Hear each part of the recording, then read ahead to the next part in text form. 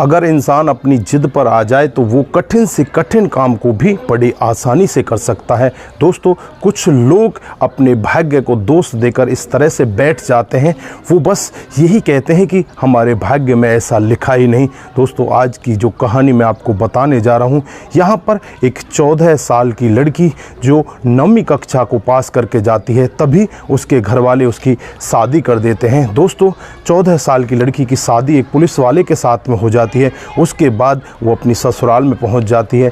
घर का जो चाकी चूल्हा होता है उसको संभालने लगती है। 2 साल के बाद उसको एक सुंदर बेटी हो जाती है और उसके 2 साल और बीतने के बाद उसको एक और बेटी हो जाती है। एक दिन का वाक़या होता है जब पुलिस वाला अपनी पत्नी को लेकर एक परेड के अंदर जाता है। वहाँ जो पुलिस वाला उसका पति होता है वो और लोगों को सलूट करने लगता है। तो यहाँ पर पत्नी को बहुत ही बुरा लगता है। पत्नी अपने पति से पूछने लगती है कि आप इनको सलूट क्यों कर रहे हो। तो यहाँ पर पति कहने लगता है कि ये बड़े आईपीएस अधिकारी हैं, इनको हमें सलूट करना ही पड़ता है। तो यहाँ पर पत्नी कहने लगती है कि आप क्यों नहीं आईपीएस अधिकारी बन जाते। तो यहाँ पर पति हंसने लगता है और कहने लगता है कि ये कोई बच्चों का खेल नहीं है जो इसे कोई भी पास कर जाए। तो यहाँ पर पत्नी कहने लगती है कि अगर आप नहीं कर सकते तो मैं ये सब कर सकती हूँ। दोस्तों, पति मुस्कुराने लगता है और कहने लगता है कि ये बच्चों का खेल नहीं है। उसके बाद जो पत्नी होती है अपनी इस तरह से पढ़ाई करती है और एक दिन वो आईपीएस ऑफिसर बन जाती है। दोस्तों, बड़ी ही रोचक और बड़ी ही भावपूर्ण कहानी है। दोस्तों, उन लोगों को ये कहानी बहुत ज़्यादा सुननी चाहिए जो लोग टूट कर बैठ जाया करते हैं कि हमारे भाग्य में कुछ नहीं है, हम तो बस भाग्य के भरोसे ही बैठे हैं। दोस्तों, मेहनत आपकी ज़रूर रंग लाएगी। दोस्तों, आगे बढ़ने से पहले हमारी वही रिक्वेस्ट की जो हमारे चैनल के साथ नए हैं, कृपया करके चैनल को फॉलो कर लीजिए, बेल आइकन को ज़रूर प्रेस करिए। नमस्कार, जय हिंद। आप देख रहे हैं APH न्यूज़ राहुल रावत के साथ। तो दोस्तों, आज की जो हकीकत की घटना आपको बताने जा रहा हूं, ये तमिलनाडु की हकीकत की घटना है। यहाँ पर अंबिका नाम की एक लड़की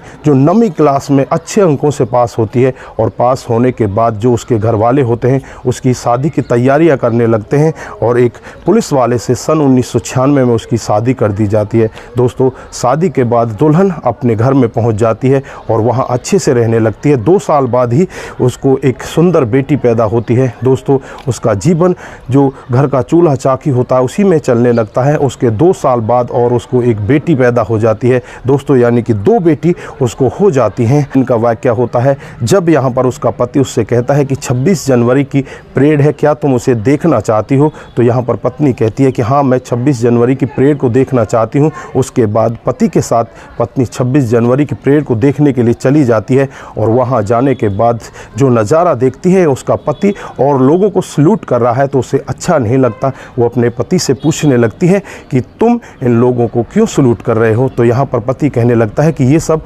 आईपीएस ऑफिसर हैं, बड़ी रैंक के ऑफिसर हैं, एसपी रैंक के ऑफिसर हैं, इन सब को हमें सलूट करना पड़ता है। यहाँ पर पत्नी कहने लगती है कि क्या तुम ये सब नहीं कर सकते। तो यहाँ पर पति कहता है कि नहीं, ये मैं सब नहीं कर सकता क्योंकि हर किसी के भाग्य में ऐसा नहीं होता। तो यहाँ पर पत्नी कहने लगती है कि मैं ये सब कर सकती हूँ, आप मुझे पढ़ने के लिए भेजिए। फिर यहाँ पर पति कहने लगता है आपकी तो अभी 10वीं भी नहीं है, आप कैसे कर सकती हो। उसके बाद पत्नी कहती है कि आप मुझे पढ़ने के लिए बोलो तो सही, मैं सब कुछ कर सकती हूँ। उसके बाद वो 10वीं पास करती है, +2 पास करती है और ग्रेजुएशन भी पास कर लेती है। प्राइवेट स्कूल से ये सारी पढ़ाई करने के बाद वो बहुत ज़्यादा खुश होती है। तो साल 2005 आ जाता है। ये लोग डिंडीगुल ज़िले में रहते हैं। यहाँ पर कोई कोचिंग का कोई सेंटर नहीं होता। अब कोचिंग के लिए इन्हें चेन्नई जाना होता है। 2 बेटियाँ होती हैं, एक बेटी की उम्र लगभग 7 साल हो जाती है, दूसरी बेटी की उम्र 5 साल हो जाती है। अब बेटियों को और पति को छोड़कर पत्नी कैसे जाए, यहाँ पर पत्नी टूटने लगती है। लेकिन यहाँ पर पति उसका उत्साह बढ़ाता है और उससे कहने लगता है कि तुम्हें टेंशन लेने की ज़रूरत नहीं है, तुम हमको यहीं पर छोड़ दो और तुम चेन्नई चली जाओ। दोस्तों, उसके बाद यहाँ पर जो पत्नी होती है अंबिका, वो चेन्नई चली जाती है और वहाँ पर जाकर कोचिंग लेने लगती है। दोस्तों, पहली बार जब वो प्री का एग्ज़ाम देती है तो प्री के एग्ज़ाम में वो फेल हो जाती जाती है। साल 2005 में वो पहली बार प्री का एग्ज़ाम देती है और प्री के एग्ज़ाम में ही वो फेल हो जाती है। यहाँ पर थोड़ी सी निराशा उसे मिलती है, लेकिन यहाँ पर उसका पति कहता है कि कोई बात नहीं, आप दोबारा से फिर से प्रयत्न करो। साल 2006 आ जाता है। साल 2006 में वो फिर से प्री का एग्ज़ाम देती है, लेकिन यहाँ पर भी वो फिर से असफल हो जाती है। दोस्तों, यहाँ पर पति की आशा भी डगमगाने लगती है। वो कहने लगता है कि ये सब तुम्हारे बस का नहीं है, तुम इसे छोड़कर वापस अपने बच्चों के पास आ जाओ। लेकिन यहाँ पर पत्नी अपनी जिद पर अड़ जाती है। वो कहने लगती है कि नहीं, मुझे एक चांस और चाहिए। दोस्तों, साल 2007 में वो फिर से एग्ज़ाम देती है, लेकिन साल 2007 में भी वो फिर से फेल हो जाती है। तब विश्वास होता है वो बिल्कुल टूटने लगता है। वो कहने लगता है कि तुम अपनी बच्चियों को संभालो, और बच्ची भी यहाँ पर बहुत ज़्यादा परेशान है। यहाँ पर जो पत्नी होती है वो कहती है कि मैं बच्चियों से बात करती हूँ। फिर वो अपनी बेटियों से बात करती है और बेटियाँ कहती हैं कि हम पापा के पास रह लेंगे, आप एक साल और ले सकती हो।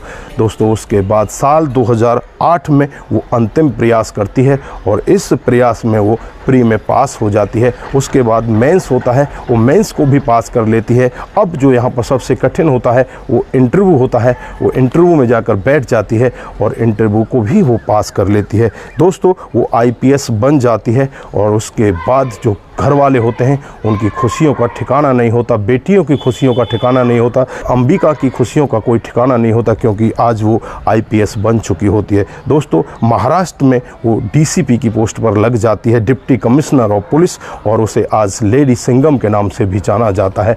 दोस्तों, अंडरवर्ल्ड भी उसके नाम से आज थर्राता है।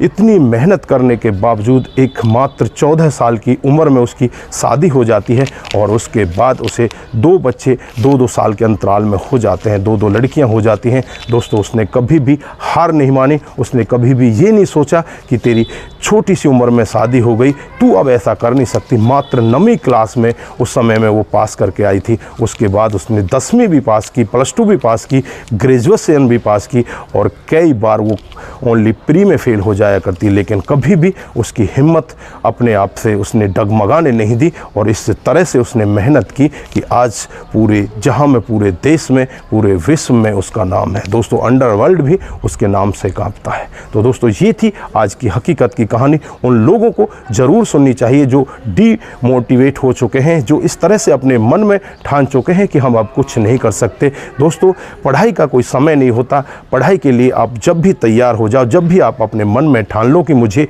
ये करना है, आप वही कर सकते हो। दोस्तों, आप सभी के लिए ये कहानी बहुत ही अच्छी रहेगी। अपने बच्चों को भी इस कहानी को ज़्यादा से ज़्यादा सुनाएं और अपने यार प्यारों के पास भी इस कहानी को ज़्यादा से ज़्यादा भेजें, जिससे कि वो लोग कम से कम कुछ सीख सकें जो अपने आप को ये समझते हैं कि हम कुछ कर ही नहीं सकते। तो दोस्तों, आज के लिए बस इतना ही। फिर मिलते हैं किसी नए मोड के साथ। तब तक के लिए आप अपना, अपने परिवार का और अपने रिश्तों का विशेष ध्यान रखें। नमस्कार, जय हिंद, जय भारत।